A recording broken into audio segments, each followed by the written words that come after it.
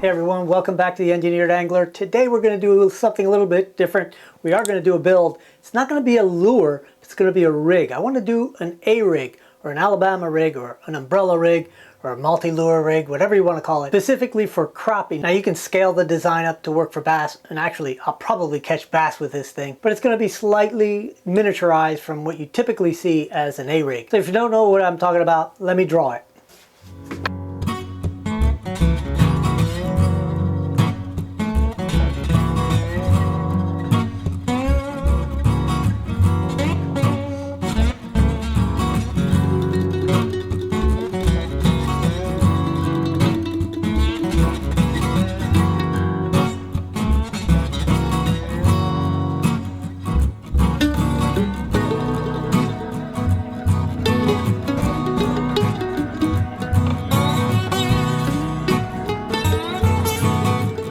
Alright, well hopefully this isn't too rudimentary a drawing. So typically there's a weighted head, multiple wires coming off that eye. In this case we're going to have 6 legs. Each one will have a little #1 snap swivel connected to that. We'll put a little jig with a grub on it. The idea is to have this thing trolling behind the boat and have this little cluster of lures look like a little school of fish.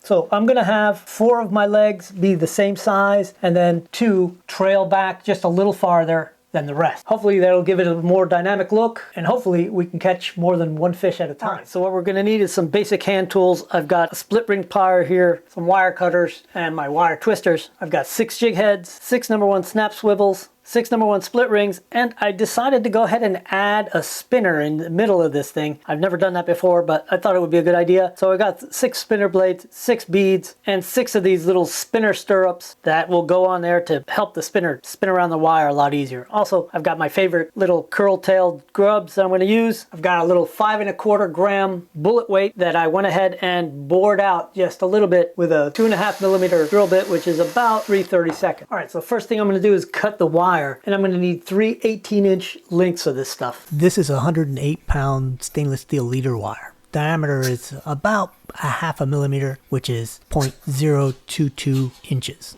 All right, now we'll go 8 inches from one of the ends, and I've got all 3 of the wires together. And I'm going to put a little bit of masking tape right there near the 8-inch mark, and that's there to protect it from the next step. And I'm going to mark the tape right at 8 inches. You don't have to be super accurate. All right, so I've clamped these locking pliers into my vise. I'm going to pinch these wires down right there at the 8-inch mark with the long part extending towards the camera. All right, so now I'm going to go ahead and measure 2 inches from the jaw of the vise grip, and I'm just going to mark it with my fingers. Just kind of hold on to that spot, because that's the spot I'm going to clamp my twisting pliers to. And I'm going to try to grab the wires as close to the pointy part of these pliers as I can. This way when it twists, it'll twist evenly. I'm just going to give this thing a nice slow twist, and I'm going to twist it until I have a nice tight twist on here that almost looks like threads. And that should do it. Now I'll take the tape off and we'll go to the next step. So for the next step, I'm going to eyeball the center of the twisted area and place my jeweler's pliers right there, and I'm going to go ahead and turn it over. So I begin to form an eye, and I'll just roll each side over. And the idea is to roll it over so they cross, and then by having one of the wires up against the outer part of the pliers, I can push back and begin to form a shoulder. And the idea is to get these shoulders so they're equivalent, so they're equal, and the 2 wires line up with each other. And you see you end up with a nice even and symmetric eye. All right, so before we move on, I want to go ahead and fancy this bullet weight up a little bit. And I'm going to do that by powder painting it. And I'll go ahead and mount it on this screw first and just kind of wedge it in there so I can hold on to it and not burn my hands. And then just wiping it down with some alcohol. I've got some white powder paint here. And we're going to use one of my inventions to just loosen this powder up so it spreads evenly on the head. And this is a vibratory table I designed a couple of years ago. I don't know of anyone else who uses this kind of thing for aerating powder paint. And I just put my jar right into the holder and turn the controls on. Get it vibrating. I'm not sure how well the camera picks up, but the powder becomes like a fluid. And if you haven't seen the videos on this topic, you should check them out. I'll put a link above me All right, before I dip this in there, I'm going to go ahead and heat it up with a heat gun.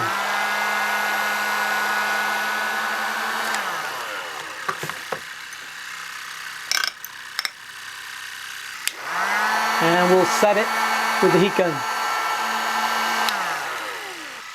And you can see it gives it a nice glossy, nice thin coat that's super hard. I can just slow this thing down to a stop. And I'm going to have to reopen this hole. All right, we'll just put an eye on either side here, randomly placed right now.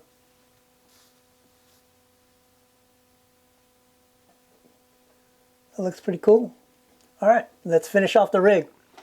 All right, so the next step is to thread the head right over all the wires and slide it all the way up so it pinches the two legs of the eye together.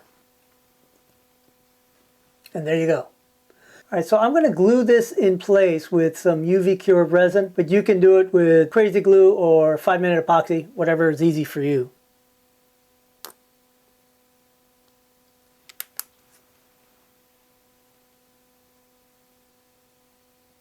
All right, so I'm spreading the wires. I'm finding the wires that are nearest the top and the wires that are nearest the bottom to be my 4 even side ones.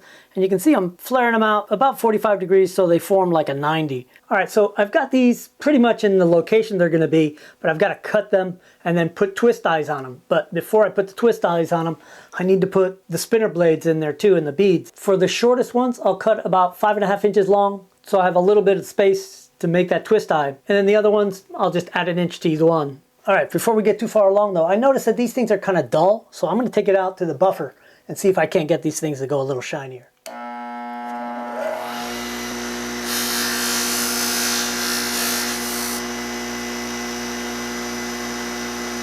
And for those of you who are really safety conscious, this is a soft cotton wheel, so.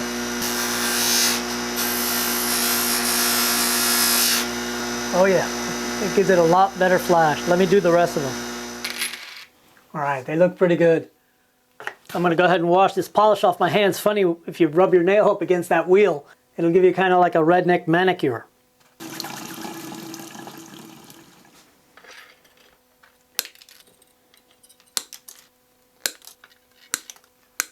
All right, I've got the wires cut to size. I'm just gonna slip on all the components. And in case it wasn't clear, the little split rings are for putting on to the spinner blades. All right, so assembly is pretty straightforward. I'm just going to take one of these little stirrups and run it through the split ring on the spinner blade, and then I'll thread it onto the wire, put a bead on right behind it. Now I can make my twist eye. To make the eye at the end, just going to form an eye with the pliers, give it a wrap.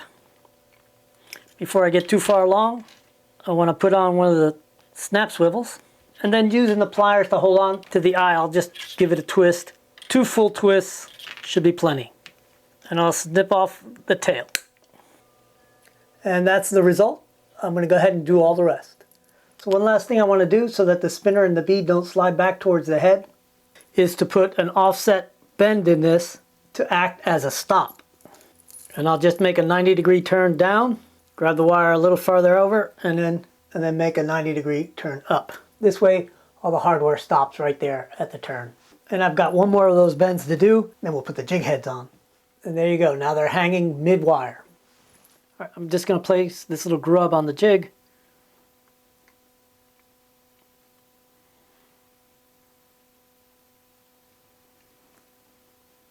And there you go, just got 5 more to do.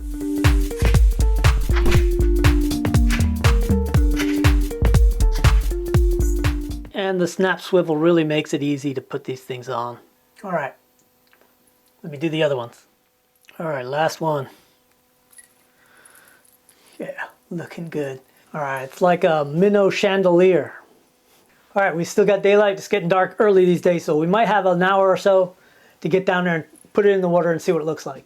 All right, there it is. Let's see what it looks like in the water. That looks awesome. Look at that. That really does look like a little school of fish.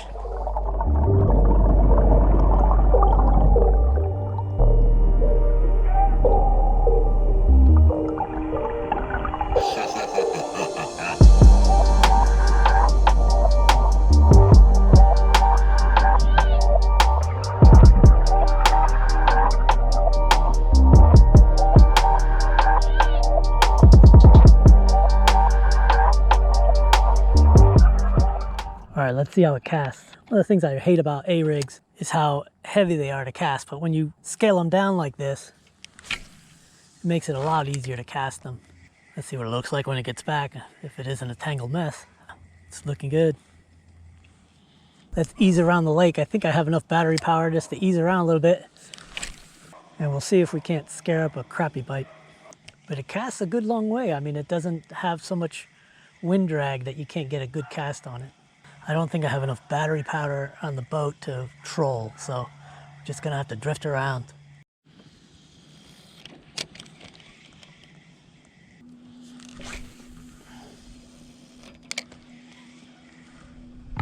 All right, hooked into something. I think it might be a bass though. Oh yeah, it's a bass. Let's see, I don't think he's tiny. Oh, he looks pretty good. Look, he took the last one. That's pretty cool.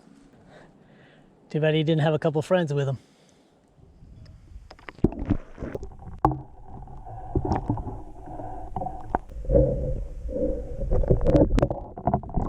It's a new dock being built. Let's give it a shot around here. Looks like we hooked up.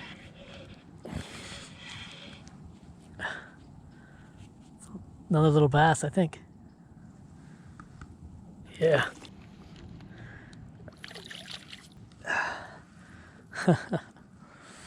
All right. This one didn't take the straggler. All right. Not a bad little fish. Let's let him go.